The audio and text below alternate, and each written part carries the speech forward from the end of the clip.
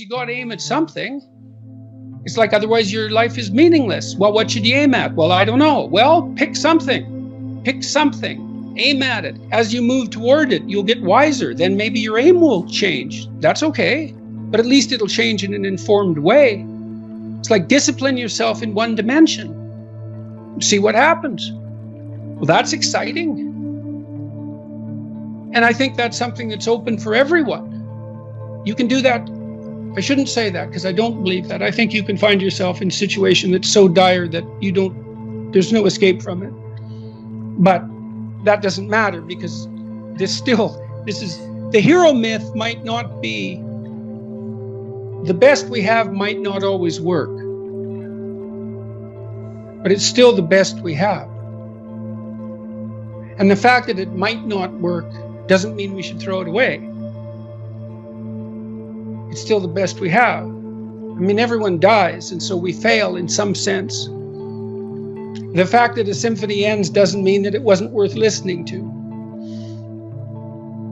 What does the most useful person look like? Well, who is everyone hoping they'll meet? And that's a genuine question. And that's the ideal. The ideal is the person everyone's hoping they'll meet. That's Christ in the Christian culture. Psychologically speaking, independent of any religious claims. So that's this is I suppose the essential idea of the archetype from the Jungian perspective. We have the image of an ideal, and because it is the ultimate ideal, it has a religious element. It's compelling. It's a judge. Why is it a judge? Well, if you fall short of the ideal, your conscience punishes you.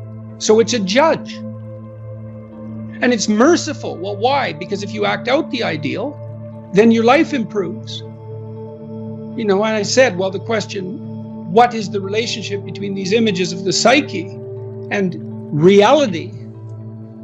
I don't know the answer to that. I don't know where the archetype shades into reality. It depends to some degree on how you define reality. And, you know, people don't like that statement. But when you're asking questions that are deep enough, you start to have to ask, what do you mean by true, for example? What do you mean by real? Because the questions you ask get so deep that they're of the same kind as the question, what is real or what is true? You know, think of it this way. Reality is what we adapt to, by definition. That's reasonable. If you're a Darwinian, you have to say that's actually as far as you can go. Reality is that which shapes us. You can't get a better handle on reality than that. Well, when you make a picture of objective reality, it's not the same as that. It's a different picture. And it's not obvious which one should play trump. Now, the hero myth, as far as I can tell, is an evolutionary artifact. And that means that for human beings, that the hero image is the path of optimal adaptation. Does that reflect reality? Well, it does, insofar as reality has selected that. Well, does that mean that reality is a story? Because the hero myth is a story, or at least that's one of the things it is. Does it mean that reality has a narrative aspect? Well, it does, insofar as we act things out. Does that mean that reality is ultimately a story? Well, I don't know. But the answer isn't obviously no. Yeah, I mean, in that chapter, that's do not allow yourself to become arrogant, deceitful, or resentful. I might have the order wrong there, but that's the chapter. Yeah, it opens with a discussion of why you would get resentful. It's like, well, culture is arrayed against you, so you're the target of tyrannical forces that are beyond your control. They're arbitrary. They don't work in your interest, at least not entirely. And the more eccentric you are, let's say, the more tyrannical culture will be to you. And so you're stuck with that. And then nature conspires to destroy you constantly and is going to do that with pain and anxiety and aging. And then there's the uncontrollability and darkness of your own psyche.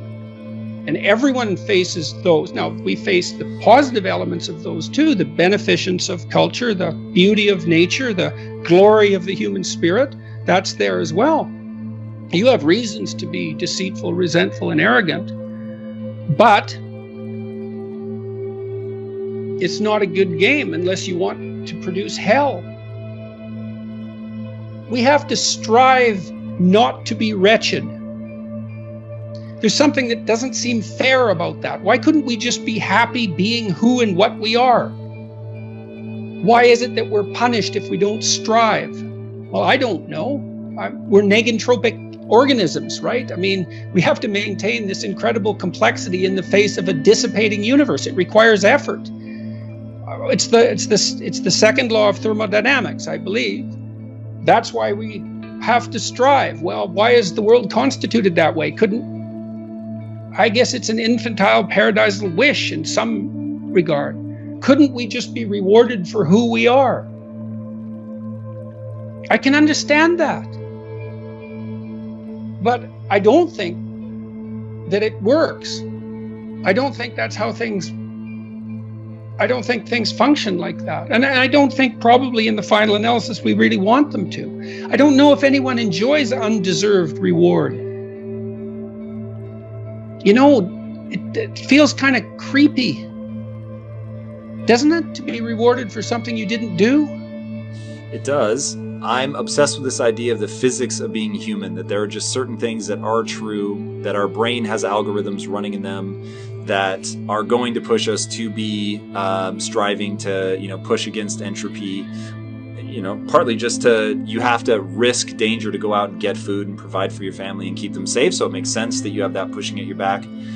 Also seems to me that you have an innate drive for progress and that you'll never be happy if you're not advancing in some way, getting better Well, at I something. think that's technically true, and in Maps of Meaning in particular, I make a neuropsychological argument for that mostly based on the work of Jeffrey Gray, who I think was the greatest neuropsychologist of the last half of the 20th century. And he drew a lot of his ideas from Norbert Wiener, who was a cybernetic theorist who was instrumental in the development of artificial intelligence. These ideas have a stellar academic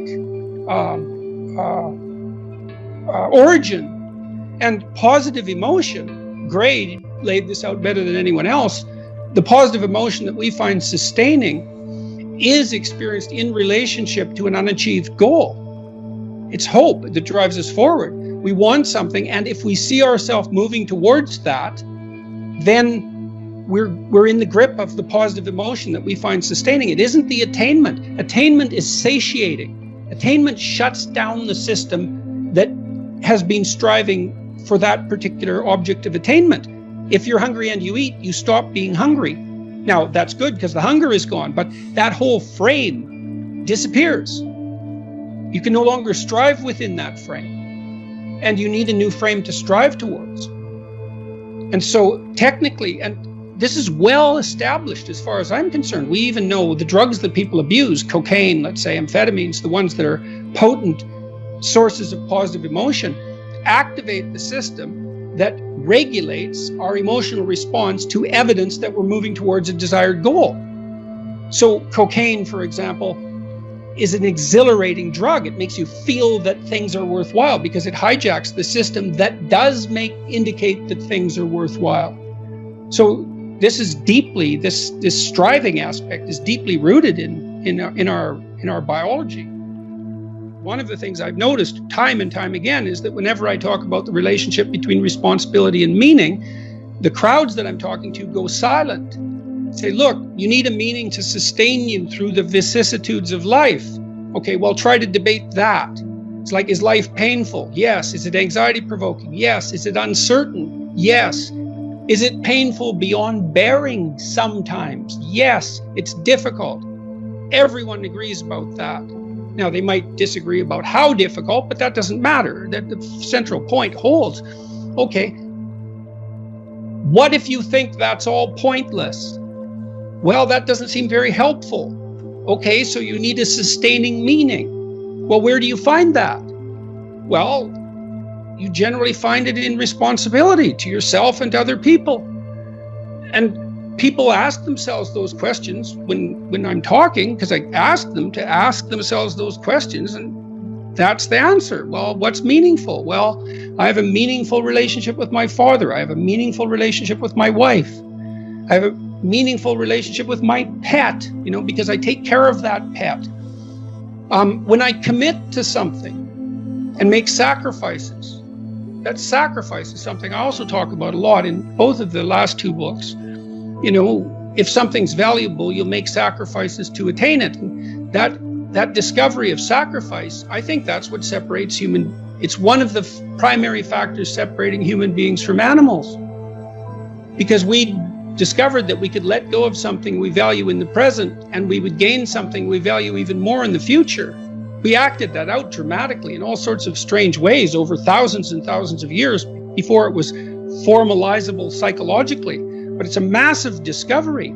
I can forego gratification in a particular way and benefit in the future. So I can share the proceeds of my hunt, and I store up future food in the form of reputation and the favors I'm owed now by other people. It's a massive discovery.